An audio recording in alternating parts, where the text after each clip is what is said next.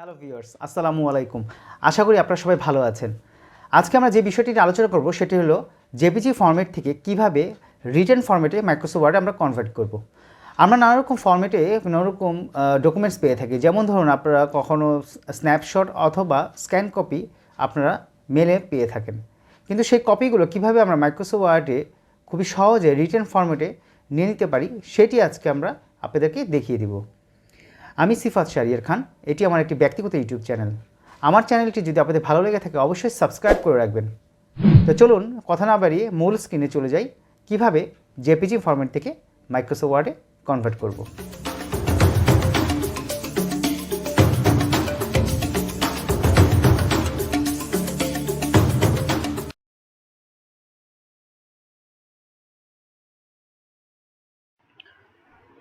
JPG format থেকে যে কোনো লেটার কিভাবে আমরা মাইক্রোসফট ওয়ার্ডে কনভার্ট করব সেটি আজকে আমরা দেখিয়ে দিব। তো আমরা চলুন আগে চলে যাচ্ছি আমরা কম্পিউটারের মূল স্ক্রিনে। এখান থেকে আমরা একটা ব্রাউজার ওপেন করে নিচ্ছি। ব্রাউজারটি ওপেন করে আমরা এখন জিমেইলে আগে লগ ইন করে নেব।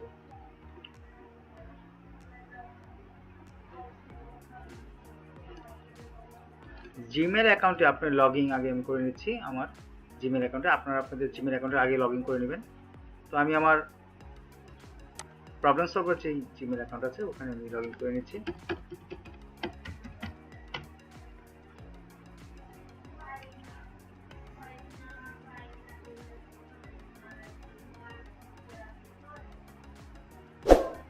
মেইলে লগ ইন হয়ে গিয়েছে। এখন আমরা যেটা করব সেটা হলো যে আপনার যে ড্রাইভ আছে আমরা সেই গুগল ড্রাইভ আগে চলে যাব।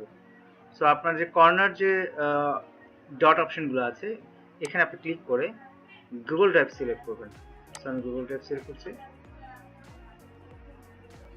গুগল ড্রাইভ সিলেক্ট করে এবার আমরা এটার মেইন পেজের উপরে এখানে আমরা রাইট বাটন ক্লিক করব।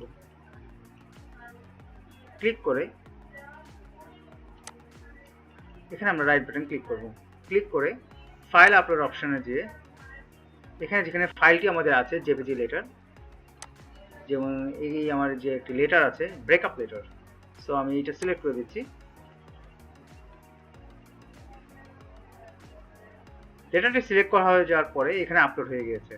এখন আপলোড হয়ে যাওয়ার পর আপনি যেটা কাজটি করবেন এটা সিলেক্ট করে মাউসের রাইট বাটন ক্লিক করবেন, করে ওপেন উইথ অপশনে যেয়ে গুগল ডক্স সিলেক্ট করে দেবেন।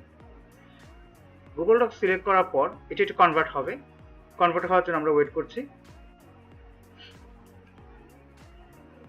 ফাইলটি কনভার্ট হয়ে গিয়েছে।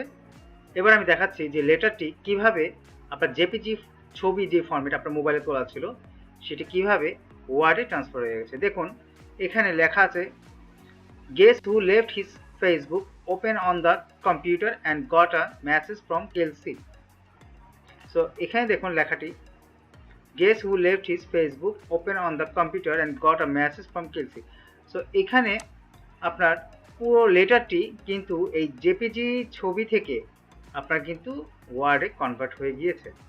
এখানে আপনার কিছু কাস্টমাইজ করে নিতে হবে। আপনি লেখাটি যখন নেবেন আপনি এখানে দুটি কাজ করতে পারেন। একটা হলো এখানে পুরো মাউস দিয়ে সিলেক্ট করে আপনি কপি করে মাইক্রোসফট ওয়ার্ডে কপি করে পেস্ট করে দিতে পারেন, অথবা আমরা যে কাজটি করতে পারি দেখুন এখানে ফাইল অপশানে যে আমাদের এখানে আছে ডাউনলোড অপশান, এখানে যে আপনার বিভিন্ন ফরম্যাটে ডাউনলোড করতে পারবেন, যেমন পিডিএফ ফরম্যাটে, ডক্স ফরম্যাটে, ওডিটি ফরম্যাটে, জিপ ফরম্যাটে। সো আমাদের যেহেতু মাইক্রোসফট ওয়ার্ড প্রয়োজন সো আমরা মাইক্রোসফট ওয়ার্ডটা সিলেক্ট করে দিচ্ছি।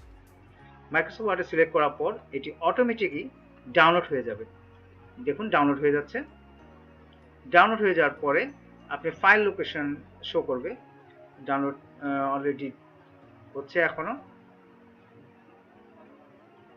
জি হয়ে গেছে। এখন আমরা যে ফাইল অপশানে ক্লিক করে দেবো। লোকেশন অপশানে দেখুন এই যে দেখুন এটি ওয়ার্ড ফরম্যাটে হয়ে কনভার্ট হয়ে গিয়েছে। এখন আমরা ডাবল ক্লিক করে খুলে দেখি।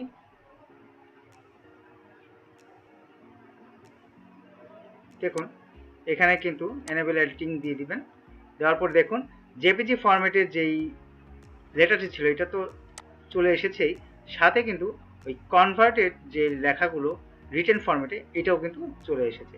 এখন আপনি এটি সিলেক্ট করে এটি ডেল বাটনে ক্লিক করে ডিলিট করে দিবেন, এবং এগুলো সিলেক্ট করে আপনি আপনার লেটার সাইজ, যেমন এই জন্য স্ট্যান্ডার্ড সাইজ 12 আমি দিয়ে দিচ্ছি, এবং এখানে কালার ব্ল্যাক দিয়ে দিচ্ছি। এবং বাকি কাজগুলো আপনি আপনার পছন্দ মতো কাস্টমাইজ করে নিতে পারেন। তো এইভাবে খুব সহজে যে কোনো জেপিজি লেটার আপনার মোবাইলে তোলা ছবি হোক বা স্ক্যান করা হোক, আপনি খুব সহজে অনলাইনে আপনি কনভার্টে রিটার্ন ফরম্যাট করে নিতে পারবেন। ধন্যবাদ। আশা করি আজকের ভিডিওটি আপনাদের ভালো লেগেছে। আপনারা এখন খুব সহজে জেপিজি ফরম্যাট থেকে মাইক্রোসফট ওয়ার্ডে খুবই সহজে রিটার্ন ফরম্যাটে কনভার্ট করতে পারবেন। আমার পরবর্তী আরও কিছু ভিডিও নিয়ে আমি আপনাদের মাঝে হাজির হব। সেই পর্যন্ত আপনারা সুস্থ থাকুন, ভালো থাকুন। আল্লাহ হাফেজ।